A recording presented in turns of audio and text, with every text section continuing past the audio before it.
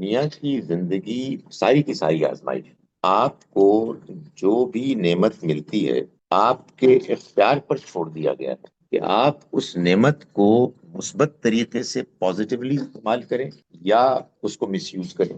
چنانچہ یہی معاملہ اللہ کے پیغام کا بھی ہے۔ اللہ نے اپنے پیغام اور اپنے دین کو جن لوگوں کے سپرد کیا ہے، یہ اب ان کا اپنا اختیار ہے، اس کو صحیح طرح سے سمجھیں، صحیح طرح سے اس پر عمل کریں اور دنیا والوں کو دعوت دیں، یا اس کو مس یوز کریں، اس کے سمجھنے میں ایک خاص قسم کا تعصب اختیار کریں، اپنی من مانی انٹرپریٹیشنز کریں، اس کے نتیجے میں لوگوں کو ستائیں اور ایک دین کا ایسا چہرہ پیش کریں کہ جو بالکل مسخ شدہ۔ ہمیں کرنا کیا چاہیے؟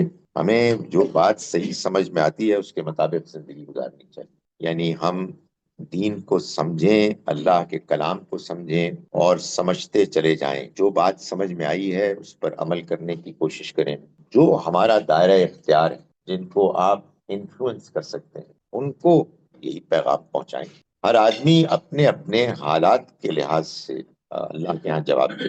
یہ امتحان تو قیامت تک رہے، اور اس امتحان میں آپ کے امیڈیٹ سراؤنڈنگز میں جو سچویشن ہے وہ آپ کا امتحان کا کانٹیکسٹ ہے، اس میں آپ کی پرفارمنس ہے کہ جس کی بیسس پہ آپ کو آخرت میں انعام یا سزا کے لیے جج کیا جائے۔